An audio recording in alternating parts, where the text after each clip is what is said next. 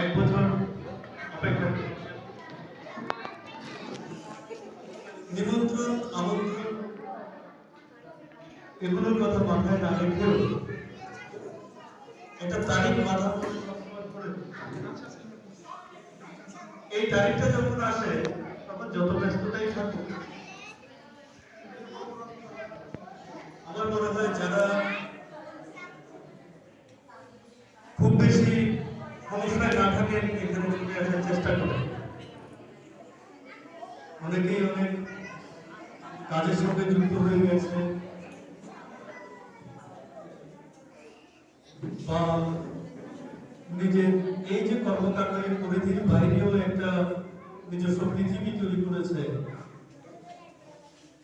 ওখান থেকে এই দিনটাই হঠাৎ করে একটা আবহ তৈরি মধ্যে আগের কথাগুলো ভেসে আসে করে আসতে ইচ্ছে করে এখন যেহেতু আসলে বক্তব্য নয় অভিজিৎ বলেছিল বক্তব্যের কথা বক্তব্য বিষয়টাকে একটু এড়িয়ে যাচ্ছি আমি অভিজ্ঞতার কথাই বলতে চেষ্টা করি আমার যতদূর মনে পড়ে আবার আগে যখন শ্যামলদা ওনারা কাজ করতেন তখন আমাদের ওনারিয়া বা বেতন বা ভাতা কথা ছিল না আমাদের সময়ে তখন আমরা শুনেছি স্বাধীনতা যে শুনতে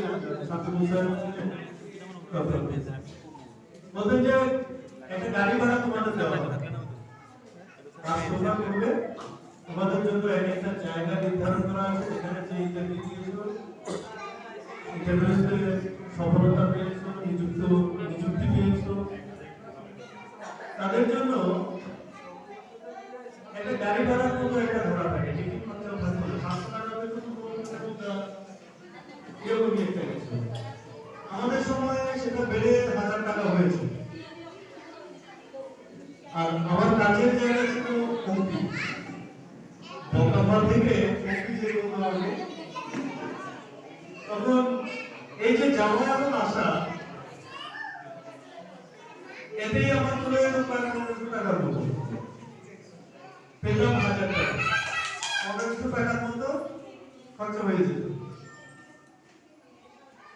কাজ করার ছিল অনেক কিছু এখন ভরতীয়রা কিভাবে কাজ করছে আমার জানা নেই ম্যাডাম আপনাদের ভিডিওতে এটা দেখেনি আমার জানা আছে আমাদের সময় কোনো একটা ওয়ার্কে একটা কিছু অনুষ্ঠান হচ্ছে সেখানে একজন ভলান্টিয়ার থাকতো সঙ্গে একজনকে পাঠানো হতো তার মধ্যে কিছু যাবে অনুষ্ঠান আছে ওখানে করতে কিন্তু দেখা যেত স্যার যখন যেতেন দেখতেন 5 জন 6 জন 7 জন 8 জন ভলান্টিয়ার ওই একই ক্যাম্পে বিভিন্ন ব্লকের ভলান্টিয়াররা ওখানে এসে ঢুকে গেছে কাজ করতে নিজের পয়সা খরচা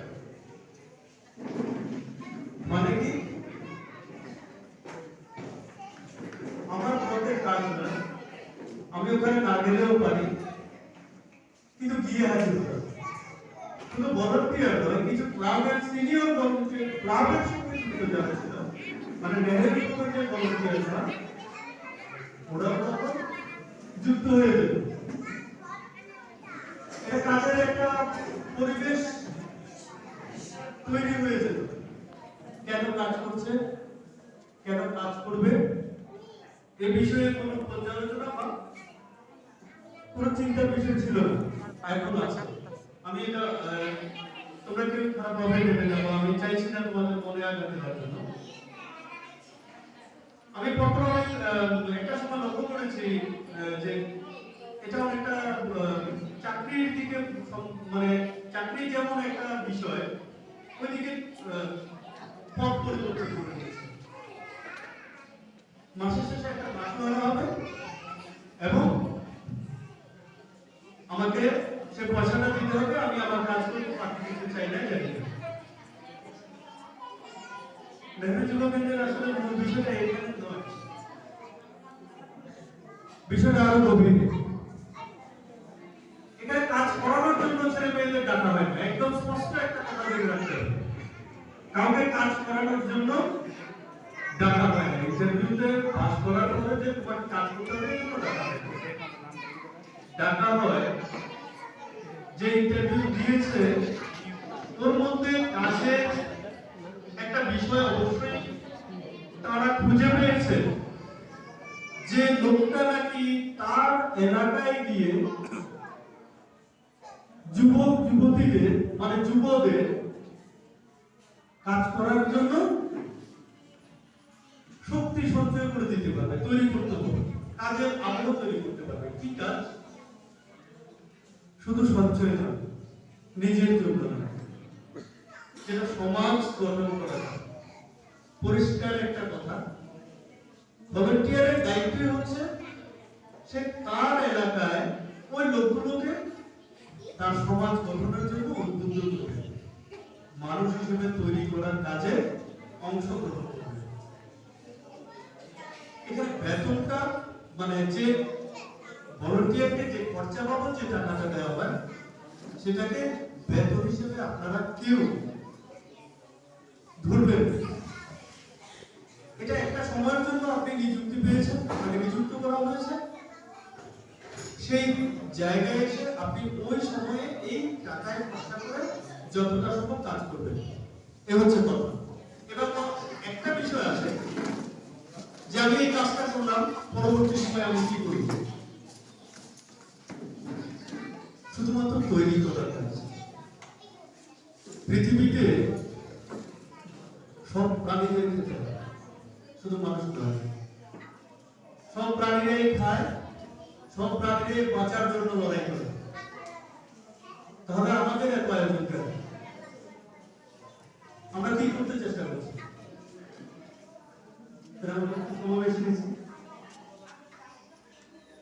মানুষ একটাই কাজ করে, সেটা হচ্ছে নিজে যেমন নিজের পরিবেশ পরিস্থিতি তৈরি করে অন্যদের বেঁচে থাকার মানে নিজের গোত্রীয় মানে মানুষকে বেঁচে থাকার পরিবেশ তৈরি করে দেয়, তেমনি পৃথিবীতে যারা প্রাণী আছে সবার বাসযোগ্য করার জন্য পরিবেশ মানুষকে রচনা করতে হবে। এজন্য মানুষকে এত ভাবনা চিন্তা করতে হবে। যার যার জায়গায় দাঁড়িয়ে আমরা শুধু আমাদের বেঁচে থাকার লড়াইতে নিজেদের নিয়মিত করে যাই। আর এই নেহেরু যুব কেন্দ্র এই গোষ্ঠীকে তৈরি করে। ভারতবর্ষের যুবক যুবতীর প্রধান সম্পদ দেশের জন্য। এই সম্পদটাকে সম্পদ করার কাজ করছে নেহেরু যুব কেন্দ্র। আগে যারা আপনার লক্ষ্যের আগে যারা কাজ করেছে তারা তাদের অর্থনৈতিক দিকটা যেমনই রাখতো, কেউ হয়তো দেখা গেল হয়তো 5 টাকা কামায়, আমিও কেউ হয়তো মাসে 20,000 30,000 40,000 টাকা কামাই করার ব্যবস্থা করেছে। কিন্তু প্রত্যেকটা লোকের নিজস্ব একটা পরিচিতি তৈরি করেছে ভলান্টিয়ারদের মধ্যে। এই পরিচিতিটা সবাইকে তৈরি করতে হবে। সবার যে চেহারা আছে, সবার হাত পা আছে, বিকল হলেও আছে, অনড় হলেও সে জীবিত, কিন্তু আমাদের একটা পরিচয় আছে। পরিচয়টা তৈরি করতে হবে। পরিচয়টা শুধুমাত্র নিজের জন্য না, এই পরিচয় যেন সবার কাছে আসে, এই তৈরিটা করতে হবে। আমরা কথা কথা বলি না জীবনযাপন করছি, জীবনযাপন করছি, জীবনযাপন করছি না। জীবনযাপন কি? জীবন এবং যাপন এক কথা নয়। জীবন এখন যেটা অতিবাহিত করছি প্রতিনিয়ত যেটা চলছে এটা জীবন।